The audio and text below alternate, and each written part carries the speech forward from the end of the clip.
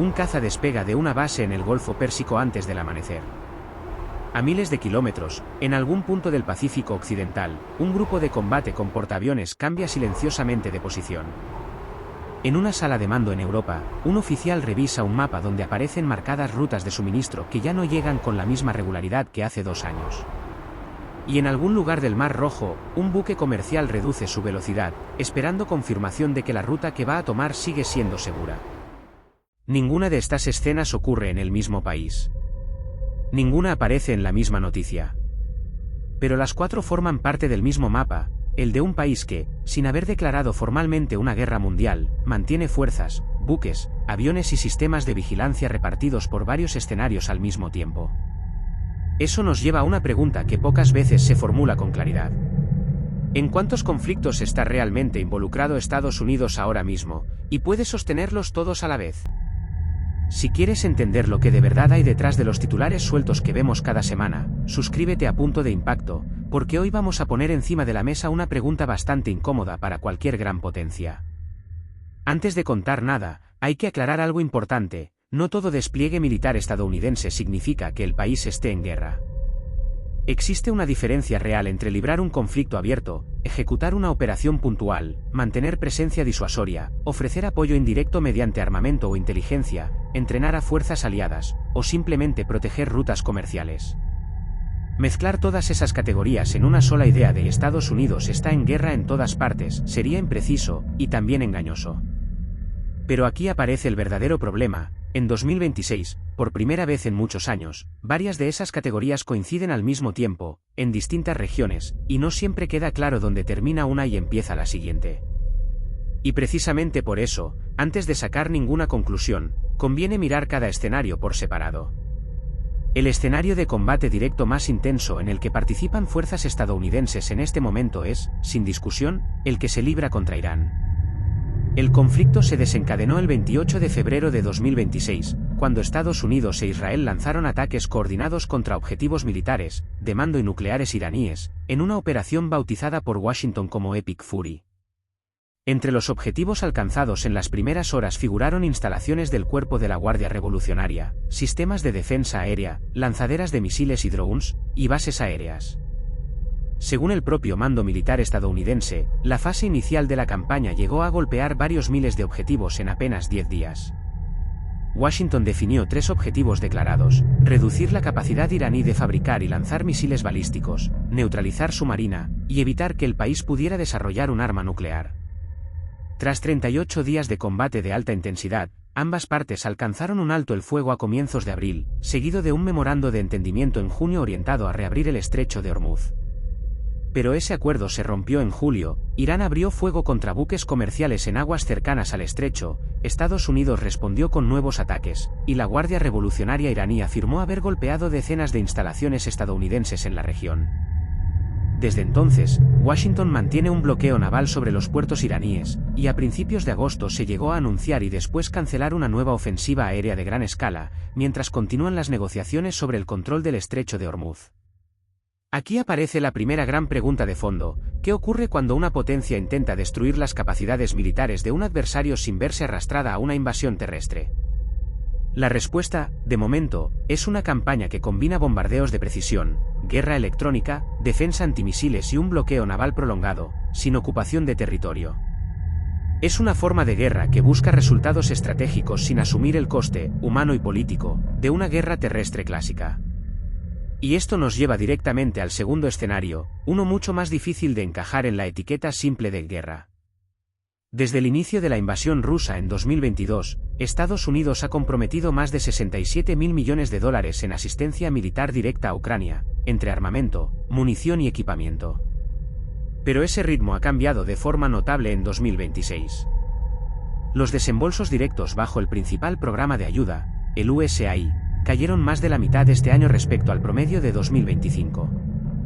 La actual administración ha reorientado buena parte del apoyo hacia mecanismos de financiación compartida con aliados europeos, en los que Washington vende armamento y son los países europeos quienes lo pagan y lo entregan a Kiev. Y en un giro que pocos habrían anticipado, Cuando estalló la guerra contra Irán, fue Washington quien pidió ayuda a Ucrania. Expertos ucranianos en defensa antidrones fueron enviados a la región del Golfo para colaborar en la protección frente a los ataques iraníes con drones, en un intercambio de experiencia que invierte, al menos parcialmente, la dirección habitual del apoyo. Aquí conviene distinguir dos cosas que se confunden con frecuencia: participar directamente en una guerra y apoyar militarmente a uno de los contendientes. Estados Unidos no tiene tropas de combate desplegadas contra fuerzas rusas. Pero mantiene inteligencia, entrenamiento, ventas de armamento y presencia militar reforzada en el flanco oriental de Europa, todo ello sin figurar oficialmente como parte beligerante.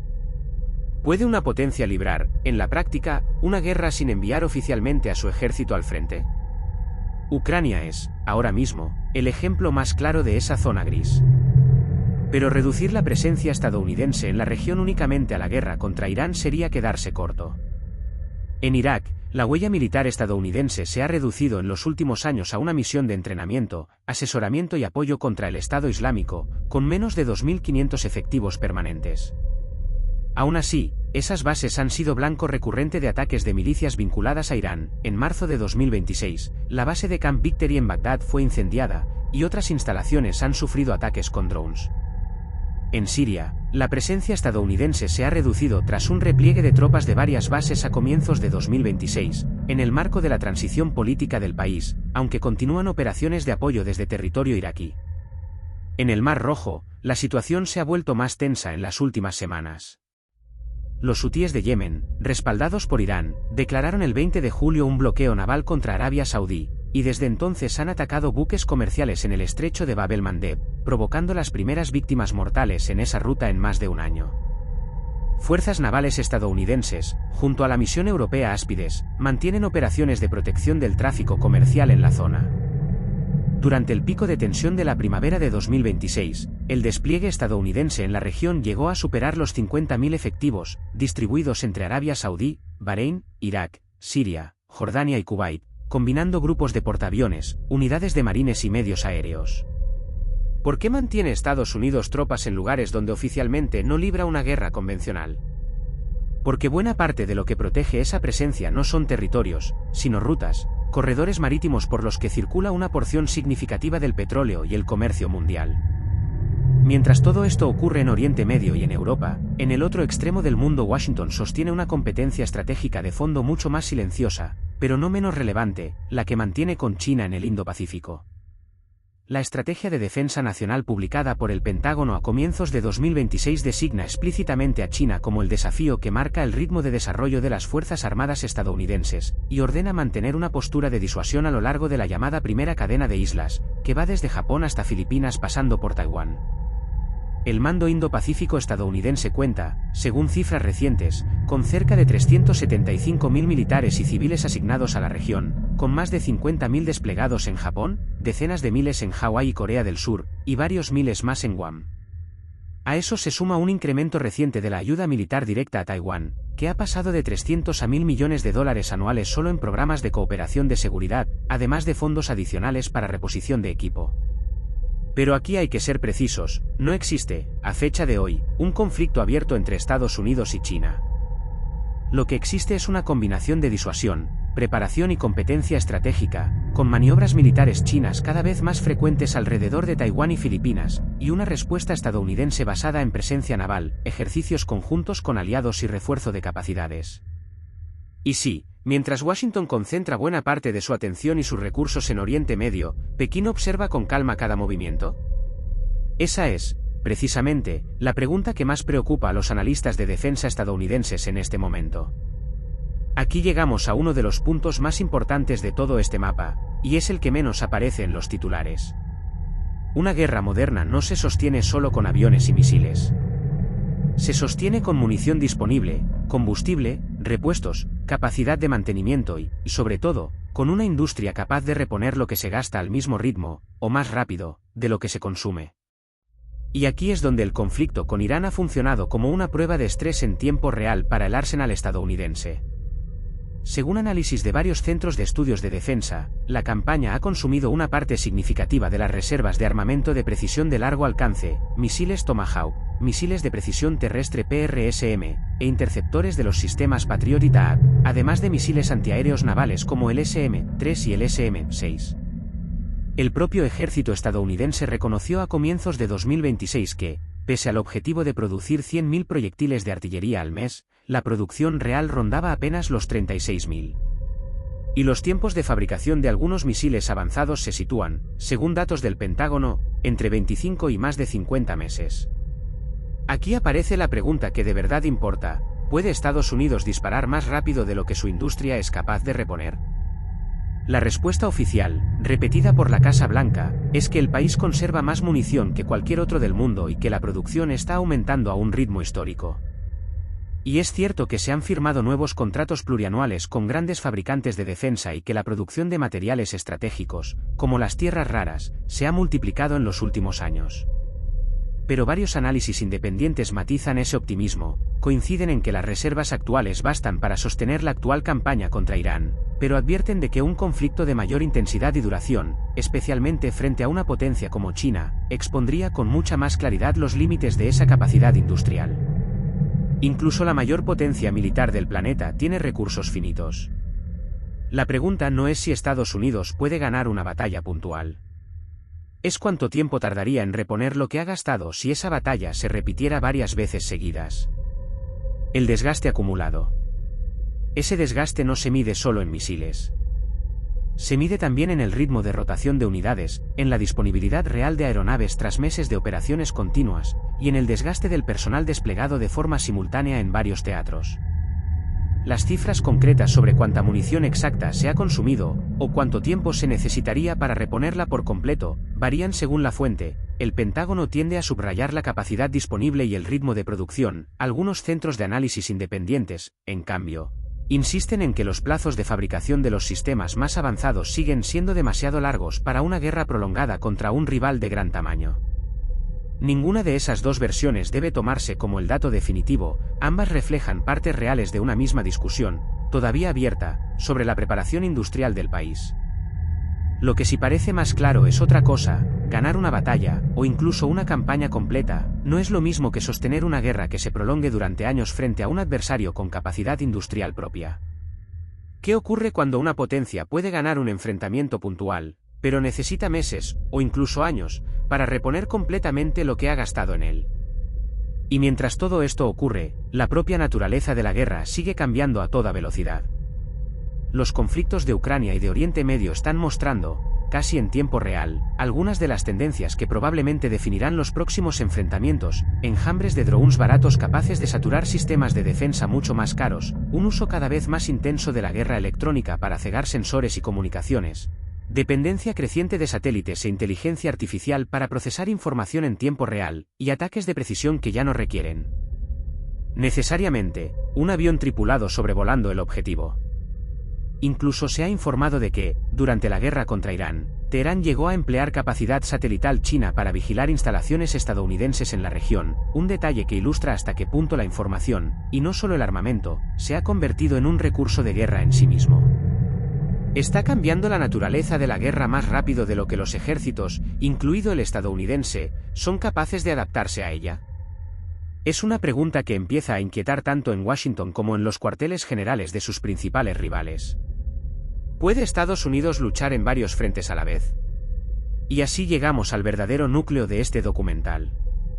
A favor de Washington juegan varios factores reales: la red de bases más extensa del planeta, un sistema de alianzas sin equivalente en ningún otro país, la mayor fuerza naval y aérea del mundo, capacidades de inteligencia y vigilancia global, y una base industrial que, aunque tensionada, sigue siendo la más grande de cualquier potencia occidental. En contra juegan otros factores igual de reales: las enormes distancias que separan sus principales teatros de operación, el desgaste acumulado de meses de combate continuo, los plazos de fabricación de armamento avanzado, el coste económico sostenido de mantener varios frentes a la vez, la dependencia de aliados cuya voluntad política puede cambiar, y el hecho de que tanto China como Rusia observan y aprenden de cada decisión que Washington toma en Oriente Medio. No existe una respuesta simple a esta pregunta. Estados Unidos ha demostrado, en la práctica, que puede sostener una campaña aérea intensa contra Irán, mantener presencia disuasoria en el Indo-Pacífico, seguir apoyando a Ucrania de forma reducida, y proteger rutas marítimas en el Mar Rojo, todo al mismo tiempo. Pero cada uno de esos frentes compite por los mismos recursos limitados, los mismos aviones cisterna, los mismos interceptores, el mismo personal especializado, la misma capacidad industrial. La pregunta central de este documental no es, entonces, si Estados Unidos puede abrir varios frentes a la vez. Ya lo está haciendo. La pregunta real es si puede sostenerlos todos el tiempo suficiente, y seguir teniendo margen de sobra si aparece una crisis todavía mayor. De cara a los próximos meses, existen básicamente 3 escenarios posibles, y ninguno de ellos está descartado. En el primero, Washington reduce progresivamente su implicación directa en Oriente Medio, cierra o reduce la campaña contra Irán mediante un acuerdo duradero sobre el estrecho de Hormuz, y reorienta buena parte de sus recursos hacia la reposición de inventarios y hacia el Indo-Pacífico. En el segundo, el actual equilibrio se mantiene tal y como está: presión constante sobre Irán, apoyo limitado pero continuo a Ucrania, protección naval en el Mar Rojo, y disuasión permanente frente a China, sin que ninguno de esos frentes llegue a cerrarse del todo. En el tercero, surge una nueva crisis de gran magnitud, por ejemplo, en torno a Taiwán, mientras los frentes actuales siguen abiertos. Ese escenario es el que más preocupa a los analistas de defensa, porque pondría a prueba, de forma simultánea, todo lo que hemos explicado en este documental: la logística, las reservas de munición, la capacidad industrial y la paciencia política, tanto dentro como fuera de Estados Unidos. Ninguno de estos caminos está escrito de antemano. Todos dependen de decisiones que todavía no se han tomado. Al principio de este vídeo veíamos 4 escenas sueltas: un caza despegando en Oriente Medio, un portaaviones cambiando de posición en el Pacífico, una sala de mando revisando rutas de suministro en Europa, y un buque comercial avanzando con cautela por el Mar Rojo. Ahora esas 4 escenas ya no parecen tan independientes. Forman parte de un mismo mapa, sostenido por el mismo país, con los mismos recursos limitados repartidos entre varios frentes a la vez. El verdadero poder militar de Estados Unidos no depende únicamente de cuántos aviones, buques o soldados pueda desplegar en un momento dado. Depende de su capacidad industrial para reponer lo que gasta, de su red de alianzas, de su capacidad de inteligencia, de su economía, y de la voluntad política necesaria para sostener varios compromisos militares al mismo tiempo, durante el tiempo que haga falta. Porque ganar una campaña concreta y estar preparado para la siguiente guerra, incluso una mucho mayor, no son necesariamente la misma cosa. Esto ha sido Punto de Impacto. Si este análisis te ha ayudado a entender mejor lo que realmente hay detrás de los titulares sobre Irán, Ucrania, el Mar Rojo o el Pacífico, dale a like y suscríbete al canal, porque cada semana intentamos explicar no solo qué está ocurriendo en el mundo, sino por qué está ocurriendo. Y cuéntanos en los comentarios qué conflicto o qué sistema militar te gustaría que analizáramos a fondo en el próximo vídeo.